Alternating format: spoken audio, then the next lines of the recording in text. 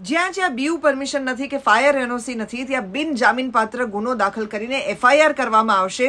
આવી વાત આજે સવારે આપણા સુધી પહોંચી છે.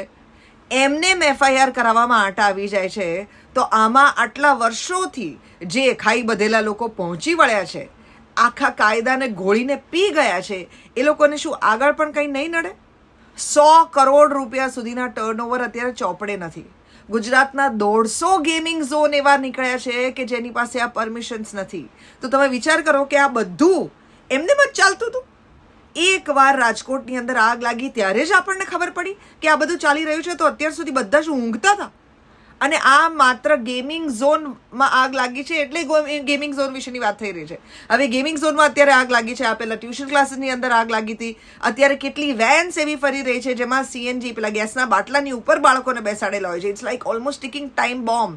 આવી તો કેટલીય જગ્યાઓ છે. હોસ્પિટલ્સ હોય, રેસ્ટોરન્ટ્સ હોય, સ્કૂલ્સ હોય, કોલેજીસ હોય, થિયેટર્સ હોય, હોલ્સ હોય અમદાવાદ મ્યુનિસિપલ કોર્પોરેશનના. અરે અર્બન હેલ્થ સેન્ટરની અંદર પણ ક્લિયર ફાયર એનઓસી નથી.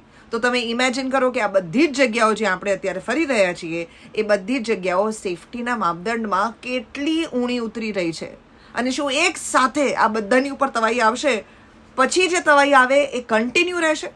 મારા શોમાં રોજ ફોન કરીને કેટલાય લોકો કહી રહ્યા છે કે દેવકી આ તો 4 દિવસ 5 દિવસ 7 દિવસ તું કેટલા દિવસ બોલવાની છું? પાછી કોઈ બીજી મોટી દુર્ઘટના થઈ જશે અને પછી પાછા આપણે એના તરફ જતા રહીશું. નહીં તો અંબાણીના અત્યારે ઇટલીમાં જે લગ્ન આવી રહ્યા છે એ લગ્ન બધા છાપા અને મીડિયાને ટેક ઓવર કરી લેશે. પછી આ બધી વાતો ક્યાં જશે?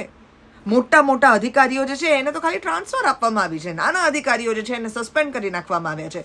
જેને ટ્રાન્સફર આપવામાં આવી છે એને નવી અત્યારે જોબ કઈ જગ્યાએ આવશે એમની બદલી થઈને એ નક્કી કરવામાં નથી આવ્યું, કારણ કે એ તો ઇલેક્શનના રિઝલ્ટ પછી નક્કી થશે. તો અત્યારે એમને શું વચ્ચે વેકેશન આપવામાં આવ્યું?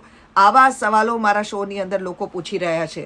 લોકો લિટરલી એવો માને છે કે અત્યારે પણ એવા કેટલાય લોકો નીકળશે કે જે લાંચ રૂશ્વત લઈને ફરીથી એનઓસી આપીને પૈસા કમાઈ લેશે. આ સંજોગોની અંદર આટલો બધો સામાન્ય લોકોની અંદર અવિશ્વાસ છે. કેમ છે? કારણ કે જ્યારે જે દુર્ઘટના બની છે એ પછી હંમેશા એની પાછળથી આવું જ થયું છે. જે જગ્યાએ બની હોય, ટ્યુશન ક્લાસમાં બની હોય તો બસ આખા ગુજરાતના બધા ટ્યુશન ક્લાસની ગણતરી જે છે આપણી સામે આવી જાય. એવી જ રીતે અત્યારે ગેમ ઝોનમાં થયું છે, વચ્ચે શ્રી હોસ્પિટલની અંદર થયેલું. જ્યાં થાય છે ત્યાં એ પર્ટિક્યુલર સેગમેન્ટ વિશેના સવાલો પૂછવામાં આવે છે, એના વિશેના ચેક્સ થાય છે. અને પછી શું થાય છે? આપણે જ્યાં રહીએ છીએ ત્યાં, આપણે જ્યાં કામ કરીએ છીએ ત્યાં, આપણા બાળકો જ્યાં જાય છે ત્યાં, આપણે પોતે જે વાહનો વાપરીએ છીએ, જે એસી વાપરીએ છીએ, જે ગેસ વાપરતા હોઈએ છીએ, સ્ટવ બાટલો જે વાપરતા હોઈએ છીએ, કે જે ગેસ ગીઝર આપણા ઘરની અંદર ચાલતું હોય છે, આપણે પોતે પણ એને કેટલું રેગ્યુલરલી ચેક કરાવીએ છીએ, તપાસીએ છીએ. શું આપણને ખબર છે કે આપણા ઘરમાં ગેસ લીક થતો હોય તો 1906ની ઉપર કોલ કરીને આપણે ઇમિડિયેટલી કહેવાનું છે, જેને કારણે લોકો આપણા ઘરે આવી શકે છે. આપણા ગેસ ગીઝર જે છે એની કોઇલ જો વારે ગરમ થઈ જાય તો એમાં શોર્ટ સર્કિટ થઈ શકે એમ છે. જો તમારા ઘરે ગેસ આવતો હોય પાઇપની અંદર તો એની ઉપર જ ધારો કે કોઈ પ્લગનું સોકેટ હોય તો આને કવર કરીને રાખવો જોઈએ, કારણ કે નહીં તો આમાંથી જે લીકેજ થશે એ સોકેટની અંદર શોર્ટ સર્કિટ થઈ અને આગ લગાડી શકે એમ છે. આપણા એસીઝ દર 3 મહિને રેગ્યુલરલી સર્વિસ થાય છે કે નથી થતા? આપણી સીએનજી કિટ જે છે એ વર્ષમાં 2 વાર રેગ્યુલરલી ચેક થાય છે કે નથી થતી? આ બધા ચેક્સ આપણે પણ રાખવાના છે. અહીંયા પ્રજા પણ જવાબદાર છે, કારણ કે પ્રજા પોતે પણ કરપ્શન કરીને પોતાના માટે જીવન સરળ કરવા માંગે છે. જે લોકો આ ગેમિંગ ઝોન ચલાવે છે, જે લોકો આ ટ્યુશન ક્લાસીસ ચલાવે છે, જે લોકો આ હોસ્પિટલ ચલાવે છે, જે લોકો આ સ્કૂલ્સ ને કોલેજીસ ચલાવે છે, કે જે લોકો આ વેન્સ ચલાવે છે, એ આપણા માના જ છે.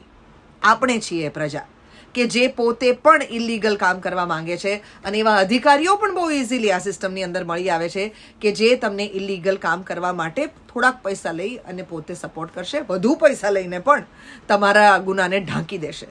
આખા દેશની અંદર અત્યારે જ્યારે આ થઈ રહ્યું છે ત્યારે it's a big question that are we all unaware that all of this is happening? તમારી આસપાસ ઓલરેડી અત્યારે જ્યારે આ વાત સાંભળી રહ્યા છો ત્યારે એવી કેવી જગ્યાઓ તમને સૂજી રહી છે, કઈ જગ્યાઓ સૂજી રહી છે કે જે ઓલરેડી ટિકિંગ ટાઈમ બોમ્બ પર બેઠી હોય ને ગમે ત્યારે ત્યાં એક્સિડન્ટ થઈ શકે એમ છે? નીચે લખવાનું ચાલુ કરો કોમેન્ટ્સની અંદર, એટલે બધાને ખબર પડે કે આપણને બધાને આટલી બધી જગ્યાઓ ખબર છે. પોતાના ઘર ને પોતાના વર્ક સ્પેસ અને પોતે જ્યાં ઇન્વેસ્ટ કરેલું છે કામ માટે થઈને, ઓફિસ માટે થઈને, એ જગ્યાઓ વિશે પણ ચેક કરજો. અને પોતે જાતે કહેજો કે તમે આમાંની કેટલી સેફટી પોતાના માટે રાખી છે, બીજાના માટે રાખી છે, અને